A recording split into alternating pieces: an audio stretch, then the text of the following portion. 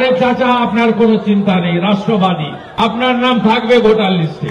কোন ভারতীয় হিন্দু মুসলমান সবার নাম থাকবে, বাংলাদেশি মুসলমানের থাকবে না, রোহিঙ্গার থাকবে না, মৃতদের থাকবে না, ভুয়া ভোটার থাকবে না, একজনের নাম 3 জায়গায় থাকবে না।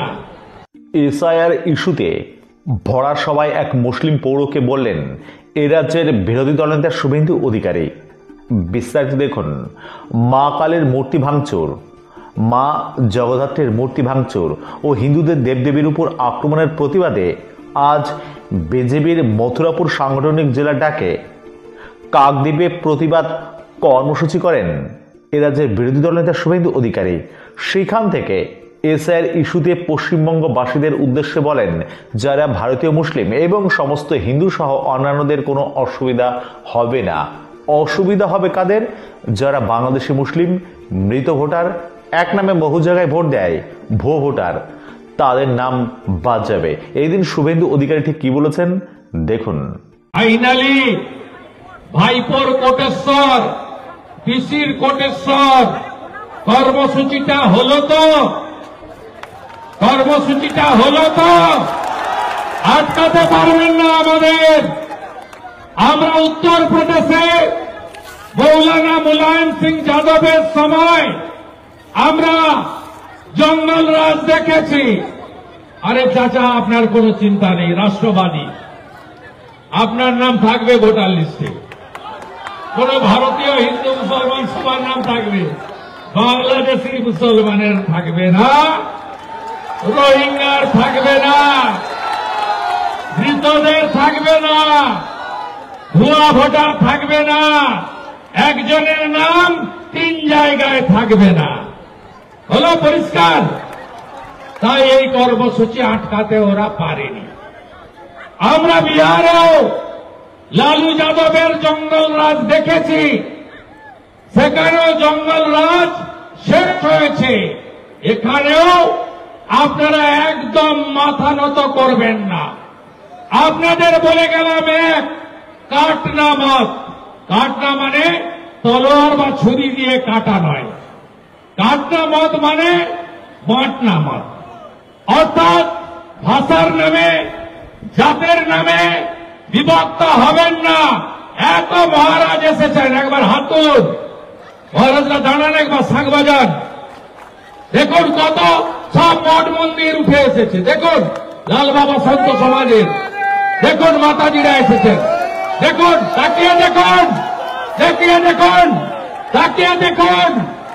বদলা হবে।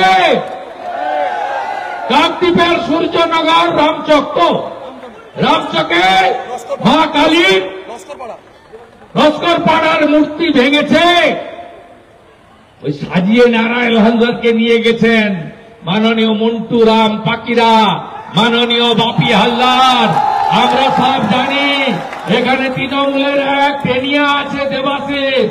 এরা মিলে পুলিশ এসডিপিওর সঙ্গে বন্দোবস্ত করে নিয়ে গেছেন। আমরা সব জানি। এসব জিনিস চেপে রাখা যায় না। কি বলেছিল এসআইআর এর আগে? পিসি কি বলেছিল?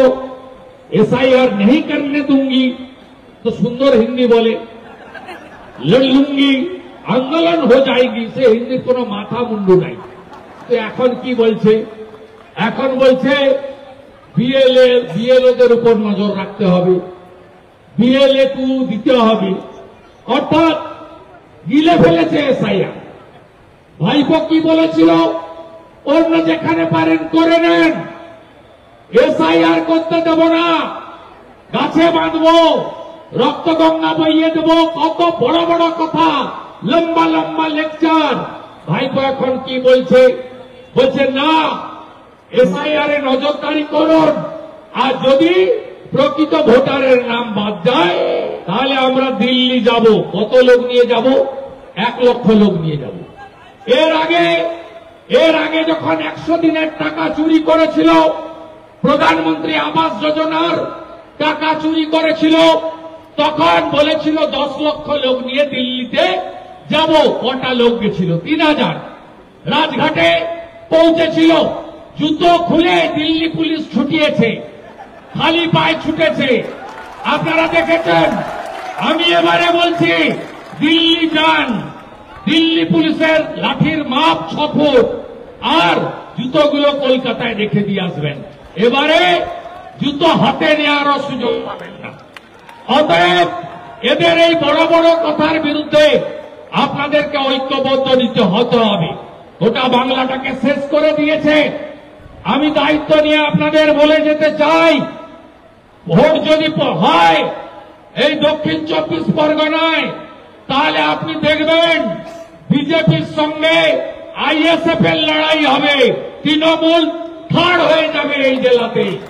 এই জেলায় আমি আপনাকে বলে গেলাম, শুধু পুলিশ আর তলমা চোর গুন্ডাদের নিয়ে এই জেলাতে মানুষকে দাবিয়ে রাখা হয়েছে। কত নাম 2002 সঙ্গে 2025 লিঙ্ক হয়েছে 3,80,00,000। 3,80,00,000 ভোটার কত? 7,33,00,000। বাঁচাতে পারবেন মৃত ভোটার? 13 লক্ষ আধার কার্ড ডিএক্টিভেট হয়ে গেছে, 16 লক্ষ ডবল ট্রিপল এন্ট্রি আছে। বাঁচাতে পারবেন? বাঁচাতে পারবেন বাংলাদেশের মুসলিমরা যারা অনুপ্রবেশকারী, যারা পশ্চিমবঙ্গে ঢুকে বেড়া দিতে দেয়নি?